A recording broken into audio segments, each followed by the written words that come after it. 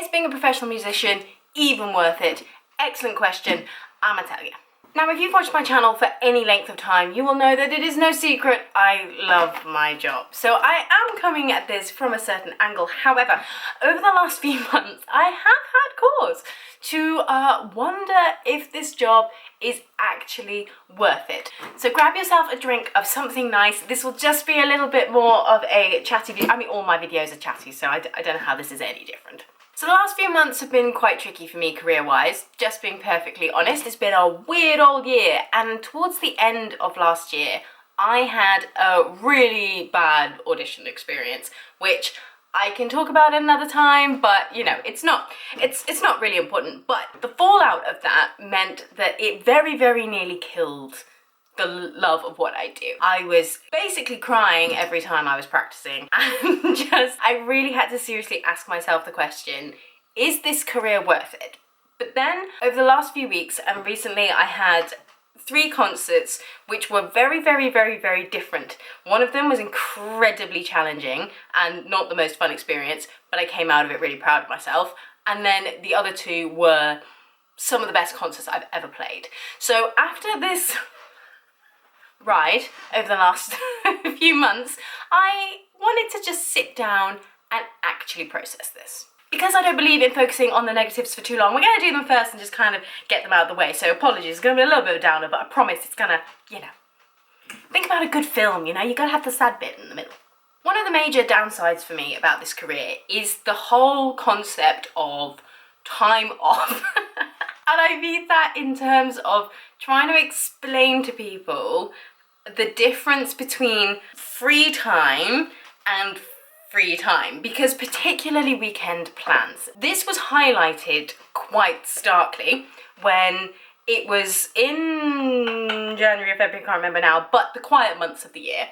And we had arranged to have a big friend meetup, all good, really looking forward to it. But then I got work through, and it was good work, it was well paid, and like I say, these are quiet months, so you know, you kind of want to take everything you can get. And I turned it down, which I don't regret, but if you're watching this video and you are not a professional musician yourself, you are a family member or you're a friend, this is something I really want you to understand so that you never get annoyed with them. That weekend with friends ended up effectively costing me several £100s in work that I turned down. A lot of people say, oh, you're self-employed, you can choose when you work. It's simply not the case. I don't have 10 concerts on my plate for me to choose from at any given time, and I'm like, well, that weekend I'll do it, but that weekend I won't, or I will work that day, but then I won't work another. Like, it doesn't work like that. We take the work when the work is happening. We have no control over that. So, like I say, I don't regret it, but it was probably one of the starkest moments of like, Suddenly, weekend with friends, I could have gone on quite a nice holiday for an entire week for that money. This is also the case with booking holidays. Obviously, we don't get paid holiday leave, so we're going on holiday in a few weeks. So excited. Again, don't regret it at all. But already, that holiday is costing me extra in work that I've had to say no to because I'm not here. And I never get that money back, like that's just gone. It can be really tricky to commit to plans as a freelancer because you just don't know what's gonna come up. So I'm very, very lucky. My friends and family are wonderful and they understand this, and I do my best to get a balance. So if something is really important, weddings, funerals, that kind of thing, then I will do everything in my power to be there. But it can be tricky when a friend wants to meet up and you say, I'm free now, but if work comes in, I have to take it. One of my closest friends is getting married, it's her hen do, and I can't go because I can't afford to pay for the hen do plus miss out on the work that I got offered that day. It can be really, really tricky. And like I say, I have wonderful friends that understand that, but some friends who didn't get that have slightly moved out of my life, which is, you know, friends for a season and all that. But be understanding and please be sympathetic to your freelance musician friends and family, because could you afford to take 2 weeks of unpaid holiday and then cancel work on 3 other weekends in a few month period? Probably not. All the traveling. Oh my days. Now, spoiler for the next bit, this is actually one of my favourite parts of the job. But if you do not enjoy traveling, then not the job for you. No, not the job. Because a really, really good friend of mine actually is a phenomenal violinist and could have had a career as a musician, but she hated the travelling. She hated schlepping up and down the country to do a concert, and it's just not her thing. So she's decided to make her playing more of a kind of side thing and have a full-time job, because then she's so much happier. And I really respect her for that, because the travelling can be tricky. Story time. I was travelling up to Birmingham for a concert and there were no trains leaving South Wales because of a signal fault. So I ended up having to get an extremely expensive taxi in order just to get myself to that rehearsal, which I was then an hour late for, and luckily I know the group well and they're very understanding. But things can go wrong, and the most tiring part of the job is the travel, particularly if you have to drive.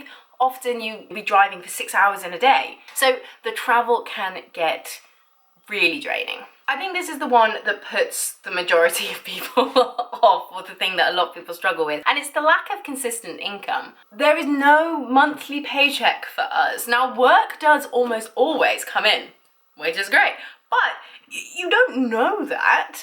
My months look very, very different, and I am very happy that I am now getting to the stage of my career where I can kind of go, okay, in November these things happen, in December these things happen, in January we're quiet, in March, you know, I can kind of map where things are gonna go, but it doesn't mean that they are concrete and set in the diary and then booked for them, and every month you earn a different amount. And I'm incredibly fortunate that I have a wonderful husband who enjoys managing all of these financial things, because that's not my thing. So if you are not somebody that is particularly good with managing your money, either potentially not the job for you, or get yourself an accountant, a financial advisor. That money will be well worth spending, because it can be really, really tricky to know how to save and plan and do all of these things.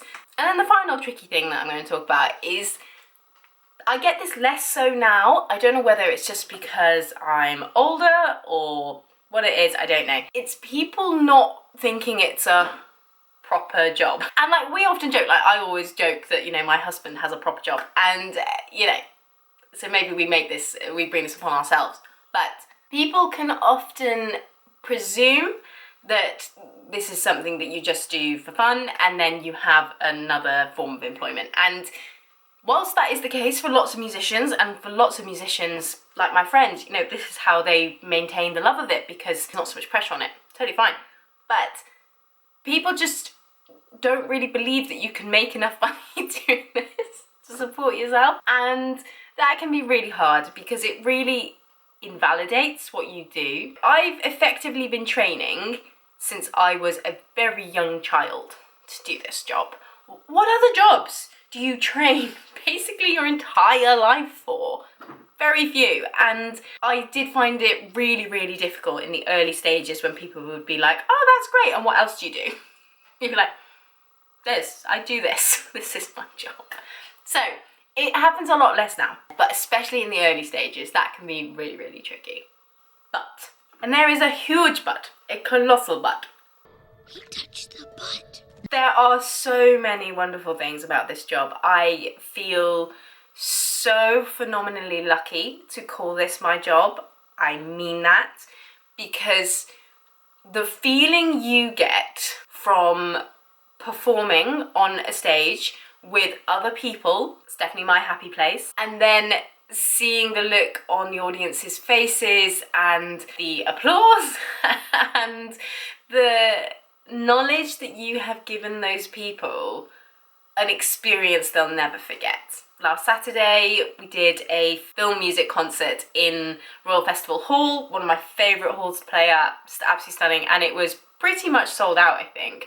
Couldn't see any empty seats anyway. I was watching this couple, and he was just turning to her, and just, you could lip read him just saying, incredible, Amazing, thank you so much, thank you so much. So I presumed that maybe there'd been a bit of present or something. And you know, she was just beaming because he was so happy. And I'll never forget that image of that couple, because that's why we're there. It's literally why we're there, is to provide those kinds of experiences. And once we were doing the same concert actually, but up in Birmingham, and a little boy had been given the tickets as his birthday present.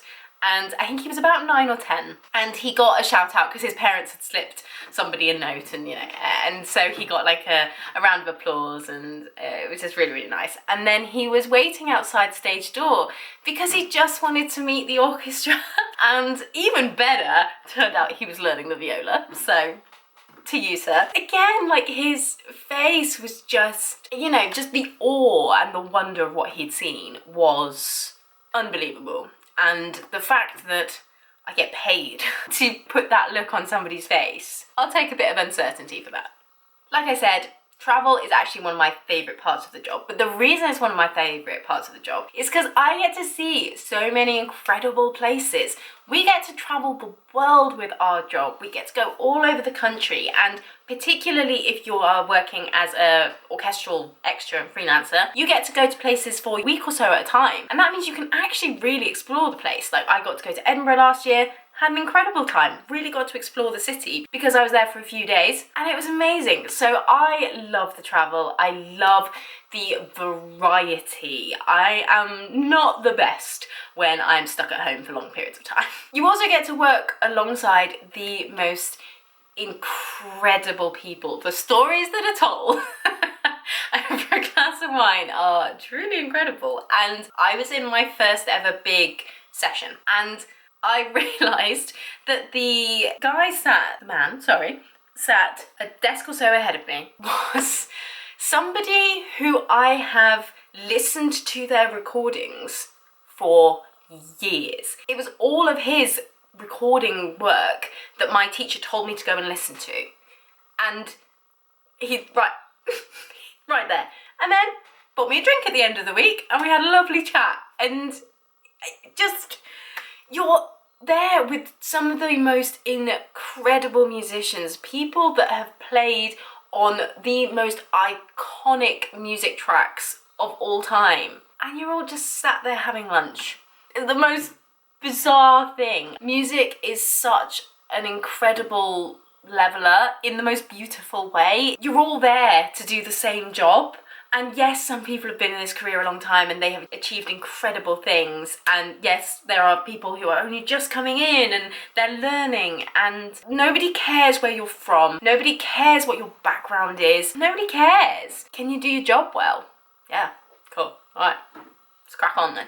So in conclusion, the longer I am in this job, the more respect I have for those who are further along in their careers than myself, because they have stuck at something that so many people would potentially have loved to do, but maybe never took that step, or they weren't able to for whatever reason.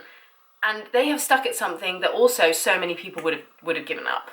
And I understand why they gave up. I used to just not understand.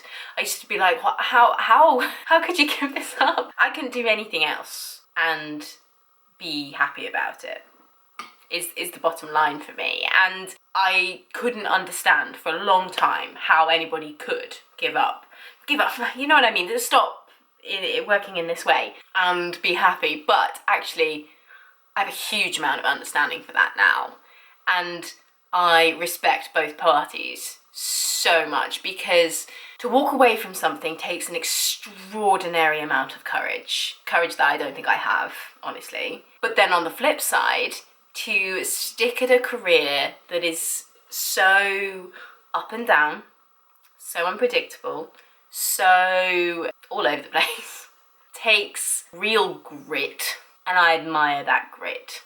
I think that grit is something that I find difficult, but I think we're getting there. And again, I find that hugely, hugely exciting and a little bit challenging. I really hope you have enjoyed this video. If you have got to the end, please leave me a comment. I would love to thank you. If it works for you, if it works for your family, if it works for your life. Best job on earth.